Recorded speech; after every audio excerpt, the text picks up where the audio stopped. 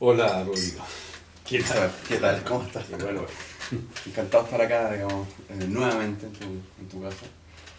Eh, y pensaba partir por un poco, andaba con este libro que anoche lo busqué para traerlo como un poco simbólicamente de esta primera vez que nos encontramos allá bueno, nos encontramos allá en Temuco, en en la Temuco. región, sí, por un seminario que armamos hace 10 años atrás ya. Mm.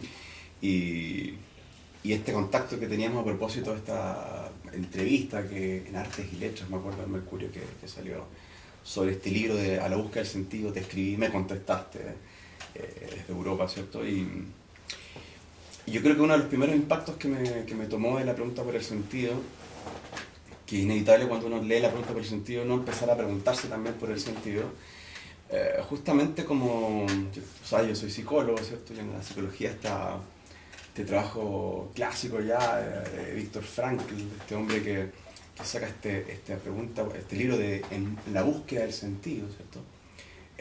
No, perdón, la pregunta por el sentido se llama, no, No, no, parece el, que el la hombre en búsqueda. busca, el hombre en busca del sentido, Eso, ¿cierto? claro. Claro.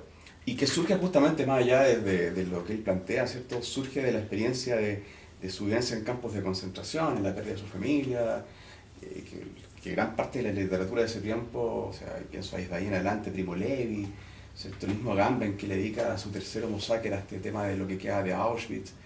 Um, es como que hay una época que se produce después en posguerra, ¿cierto? Mm. eh, donde pareciera que la pregunta del sentido surge justamente desde su retirada, Mm. que es una de las cosas que tú planteas acá. O sea, cuando estamos en el sentido, pareciera que la pregunta se hace transparente, Mm. pero tanto en la medida en que se retira, surge de una manera fulminante, ¿cierto? Luego entonces pensaba, bueno, estamos en el 2016, y uno mira a su alrededor y a veces pareciera que el trasfondo es un territorio como que por el cual no hubiera interrogación, Mm. como que se instaló cierto imperio, diría yo, de lo que yo entendería como estas fuentes icónicas frías, como el globo Mm. brillar, seductivamente frías, estas fuentes ocasionales, ¿cierto? ¿Qué pasa con el sentido de hoy Mm. día? ¿Qué Sí. pasa con esa pregunta? ¿Es impopular? ¿Es innecesaria? Si lo digo provocativamente, Claro. ¿dónde está eso? Claro, si uno piensa así en términos de fuentes y pensadores de sentido, digamos, entonces, claro, reconoce varias de las que tú estás destacando, digamos, ¿no es cierto? Diría yo, se puede reconocer en la medida que uno piensa acerca del tema y cómo abordarlo, en fin, ¿no? Entonces, claro, fuentes ocasionales que son como, digamos, una de las cartas de nacimiento del sentido, ¿no? La ocasión, por ejemplo, de, qué sé yo, de que alguna vez nos conocimos, digamos, ¿no? Y cómo se ha ido reanudando la amistad, en fin. Entonces, claro, cómo esa fuente de ocasiones se transforma en una fuente persistente de sentido que tiene que ver con la amistad. Mm. Sí, tiene dos tipos de fuentes, ocasionales y persistentes, ¿no?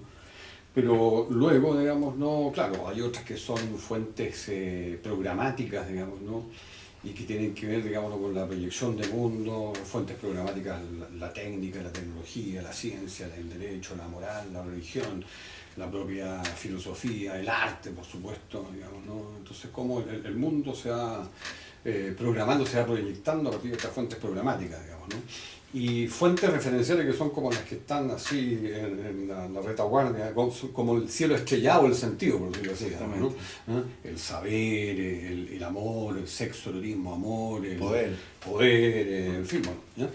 Entonces, ¿qué ocurre? Digamos, lo que también están esas fuentes que tú estás destacando, digamos, ¿no? Que son las fuentes icónicas, digamos, ¿no? Y que se refieren justamente como a la dimensión como significante del sentido, digamos, ¿no es cierto? La fuente icónica que puede significar tu jardín, que puede significar un cierto árbol en el jardín, que puede significar un libro, digamos, que puede significar el tazón, digamos, con el cual tomas el café en las mañanas, digamos, lo que puede significar, no sé, tu celular, tu computador, etcétera, digamos, ¿no? Entonces tú tienes mucha razón, digamos, ¿no es cierto?, en decir, digamos, ¿no?, como en nuestra época respecto del sentido, digamos, ¿no?, como que hay una cierta sobrevaloración de fuentes icónicas y que tienen cierta especificidad. Pues te fijas tú, porque son fuentes icónicas, por decirlo así, sobre todo tecnológicas, digamos, ¿no? Maquínicas, ¿no? Relativas a aparatos, ¿ah? Te fijas, ¿no? Y que es un poco lo que nos deslumbra, digamos, ¿no? Sí, de alguna manera todo lo que hay en una metrópoli, digamos, ¿no? ¿Ya? Entonces, claro, cómo eso acapara nuestra atención. Entonces, Tú destacabas también algo que tiene que ver con la dialéctica, digamos, ¿no? Que es algo, por decirlo así, como uno de los más grandes descubrimientos, podría decirse, dentro de la historia de la filosofía, y que lo hizo Heráclito, digamos, ¿no? Y después, bueno, que tiene otra continuación muy significativa, digamos, ¿no? En Hegel, y bueno, habría que mencionar por supuesto muchos otros autores más, pero solamente para quedarnos con esas dos perspectivas, digamos, ¿no? Entonces también hay una dialéctica en el sentido, ¿no? En la medida en que, claro, cuando el sentido se retira, y podríamos decir en el momento que hay como este imperio de fuentes icónicas, y a la vez, como tú también decías, de fuentes ocasionales, digamos, ¿no? Porque como las fuentes ocasionales son lo que permiten como la renovación del sentido, digamos, ¿no? Porque hay como siempre el riesgo, por decirlo así, como de una saturación que pueden generar las fuentes persistentes de sentido, el trabajo que desempeñas, la carrera que estudiaste, digamos, ¿no? Una relación de pareja, un matrimonio constituido, etcétera, digamos, ¿no? Y por eso que todo eso puede suscitar ataduras, ¿cierto? Como una suerte de cautiverio, y entonces eres como incitado más bien a desatar, digamos, ¿no? Y entras en crisis, digamos, ¿no? ¿Cierto? Con esa fuente que te determina hasta ahora. Entonces, por eso es que se puede entender que hay como este prurito, esta fascinación, esta tendencia, digamos, ¿no? Pero como dislocada, digas tú, por estar renovando el sentido con fuentes ocasionales, digamos, ¿no? Pero lo cual está hablando como también de un vacío, te fijas tú, ¿no? Y al mismo tiempo en la medida que únicamente nos apoyamos en fuentes nada más que icónicas, y que ya dejaron de ser fuentes icónicas naturales. Ya no es propiamente el árbol, ya no es la nube, ya no es el río, ya no es la estrella, no es el sol, la luna, digamos, sino que son aparatos, son máquinas, digamos, artefactos, ¿no? Artefactos, etcétera, digamos, ¿no? Es que ahí hay una cosa interesante, porque yo creo que uno de los grandes valores que, si pensamos en la cruz, por ejemplo, como una fuente icónica, ¿cierto? Es distinto cuando la cruz refleja una proyección, yo diría incluso de la fuente referencial, ¿cierto? Una experiencia espiritual. Pero de pronto se convierte en una experiencia icónica que autofagocita de sí misma nomás. O sea, que siento que se pierde probablemente en esto que se le llama la posmodernidad. Hay una suerte de corte, ¿cierto?, de hiato de la fuente icónica con su origen referencial. Entonces opera ya eyectada, digamos, y cursando por sí misma. Claro. Entonces, claro, tenemos un jardín de a veces decorado, maravilloso, ¿cierto?, pero que no implica una relación programática, o referencial con la naturaleza, ¿cierto? Claro. No hay erotismo, hay porno, por decirlo así. Claro. Parece que hay que pudiera pensarse en un corte en todo esto. Como que se produce una suerte como automatismo, ¿no? Automatismo, Sí, claro, ¿no? claro. Y al mismo tiempo, lo que es muy interesante, y yo se lo doy sobre todo al que fuera filósofo en la Universidad Libre de Berlín, digamos, ¿no? En realidad, más que desde Deleuze o desde Camus, que son otros de los filósofos del sentido, digamos, ¿no? Que han influido mucho, digamos, ¿no? Está Wilhelm Weichel, digamos, ¿no? Este filósofo de la Universidad Libre de Berlín, y que desarrolla su propia teoría del sentido. Entonces, fíjate tú, hay dos cosas que quiero rescatar de Weichel y que tienen que ver con lo que estamos hablando, digamos, ¿no? Una que el sentido te permite entender en definitiva lo que es, por decirlo así, como una Weltanschauung, una concepción de mundo, en términos así, una tremenda articulación, digamos, ¿no? Incluso una articulación gigantesca, digamos, ¿no? Al modo de cadenas de sentido. Porque tú, me lavo los dientes en la mañana y esto tiene sentido por la sensación de frescura bucal. Siempre hay un universal que le está dando sentido a lo particular. Y la sensación de frescura bucal, lo que le da sentido, digamos, a la higiene, y lo que le da sentido a la higiene es la salud, y lo que le da sentido a la salud es la vida. Y al final llegamos a algo así como al ser o a un supuesto Dios. ¿Te fijas tú? En que Weichel, digamos, lo plantea que si por allá arriba te fijas tú, que sería lo máximamente universal, no hay sentido, que te laves los dientes en la mañana perdió el sentido también, digamos, ¿no? Porque se desmorona toda la cadena. Bueno, entonces también Weichel, digamos, ¿no? De un modo distinto que Camus o Deleuze desarrollan la teoría del sin sentido, ¿no? Ese es un aspecto. Y el otro aspecto que es muy relevante de Weichel, digamos, ¿no? Y que está muy directamente relacionado con esto que estamos hablando ahora, ¿no? Y de cómo el ser humano está siempre en procesos de ganar o perder sentido. ¿Y qué quiero decir con esto, digamos, ¿no? De que el sinsentido no es que sea simplemente el sinsentido así descarnado, brutal, digamos, ¿no? Que te deja al borde del precipicio, digamos, que te va a suicidar o lo que fuera, digamos, ¿no? Sino que también es gradual. ¿Te fijas tú? O sea, todo lo que estamos haciendo, estoy leyendo un libro y estoy ganando sentido, pero de repente el libro se puso un poquito aburrido en unos capítulos, entonces comienzo a perder sentido. Voy caminando, digamos, ¿no? Por la calle, digamos, ¿no? Voy pleno de entusiasmo, en fin, ¿no? Una ciudad desconocida, a lo mejor, digamos, ¿no? Y de pronto, digamos, ¿no? Bueno, me siento como incómodo, no sé qué es lo que estoy haciendo, no sé para dónde voy, comienzo a perder sentido. O en una conversación o lo que fuera.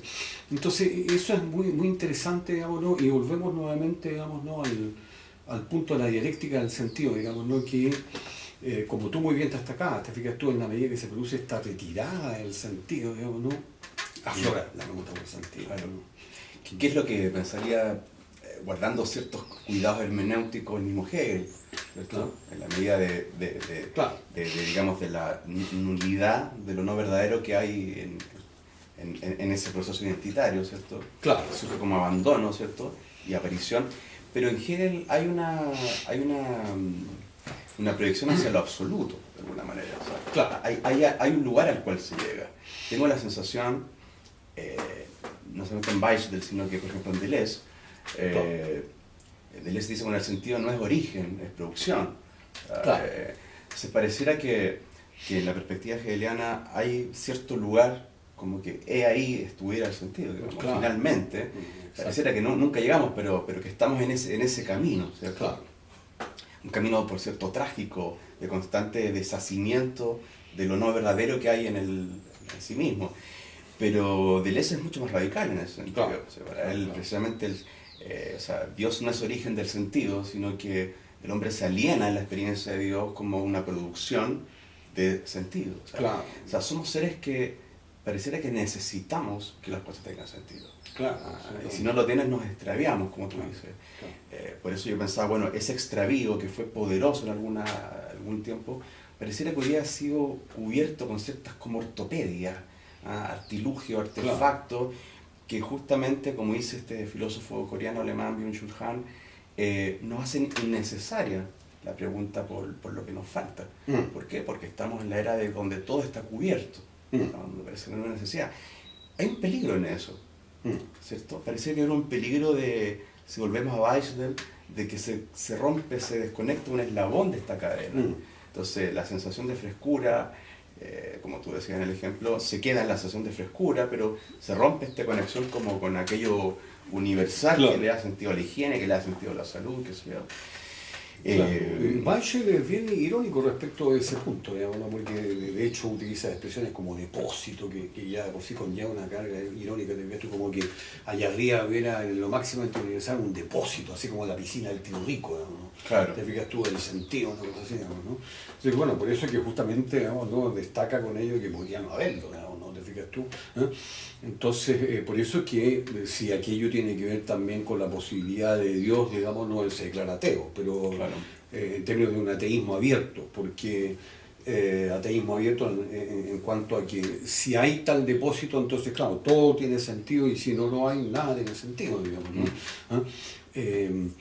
También hay una dialéctica que es muy interesante considerar, ¿no? En relación a lo que son las concepciones antropológicas. Yo de hecho, digamos, ¿no? En el abordaje de esta pregunta, por el sentido, partí por eso, digamos, ¿no? Por darme cuenta de que en verdad desde el siglo XX en adelante no solamente se desarrollan teorías del sentido de la filosofía, lo cual llama mucho la atención que lo decía antes, digamos, ¿no? Sino que más encima la pregunta por el sentido se sincera y da lugar a la posibilidad del sentido, a abrirse a esa posibilidad. Y eso tiene una explicación, digamos, ¿no? Yo diría en una cartografía antropológica, digamos, ¿no? En cuanto a que, por ejemplo, el animal racional está cubierto con el sentido, porque la razón tiene tal peso, digamos, ¿no? Que justamente es lo que le da sentido. El homo que llamo viator, digamos, ¿no? Del medioevo, el Homo romanus Christianus, digamos, ¿no? El ser humano que le da un sentido a través de la salvación, digamos, ¿no? La existencia, que estamos aquí para salvar nuestras almas y prepararnos para el juicio final y el ingreso en la vida eterna. Entonces, con eso también tiene, te fijas tú, un alero protector gigantesco, digamos, lo que es el sentido. El ser humano como centro cartesiano, como no, y así sucesivamente. Entonces, ¿qué es lo que va ocurriendo en la historia, digamos, ¿no? De que precisamente la pregunta por el sentido no llega propiamente a plantearse, a sincerarse, a admitir la posibilidad del sinsentido, porque tienes poderosísimas concepciones antropológicas. Entonces, ¿qué es lo interesante en este sentido, digamos, ¿no? Que la concepción antropológica vigente en nuestra época, desde mi perspectiva, digamos, ¿no? Con apoyo sobre todo en Ricoeur, en Bátimo y en Baudrillard, como también diría yo en el discurso postmoderno, ¿no? Es la del ser humano frágil. Sobre todo con apoyo, digamos, ¿no? En Ricoeur, ¿no? De hecho, Ricoeur desarrolla una antropología filosófica y la llama el homo labilis, ¿no? Y así como Bátimo utiliza la expresión débil, ¿no? El sujeto débil, de Bátimo yo prefiero la expresión frágil, el ser humano frágil. Entonces, claro, somos frágiles, ¿no? ¿Ah? O sea, todo esto que estás destacando tú a propósito de Byung-Chul Han y todo lo demás, digamos, ¿no? Es justamente en términos también como esta fragilidad, te fijas tú, ¿no? Dispersa, digamos, ¿no? Que se apoya en esto, en fuentes icónicas, digamos, ¿no? Pero que no tienen prácticamente fondo, digamos, son como defondadas, digamos. Claro.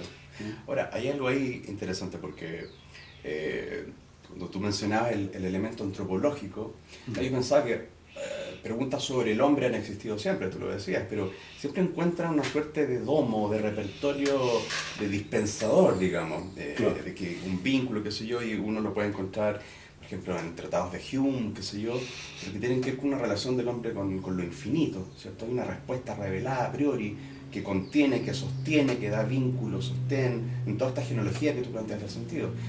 Sin embargo, pensaba, y esto lo dice, digamos, el mismo Michel Foucault en una entrevista que le hace a Alain Badiou, con la lógica de Kant, ¿cierto? Surge para él la antropología, ¿cierto? En las preguntas fundamentales que hace Kant, que son preguntas ya emancipadas, ¿cierto? Secularizadas de cualquier tipo de relación con lo divino, de relación con la racionalidad, ¿cierto? Diferente, ¿qué es el hombre, ¿cierto? Surge. Y si uno piensa en Kant, en Nietzsche, ¿cierto? Pareciera que empieza a articularse, hasta Sartre, por ejemplo, Camus, ¿cierto?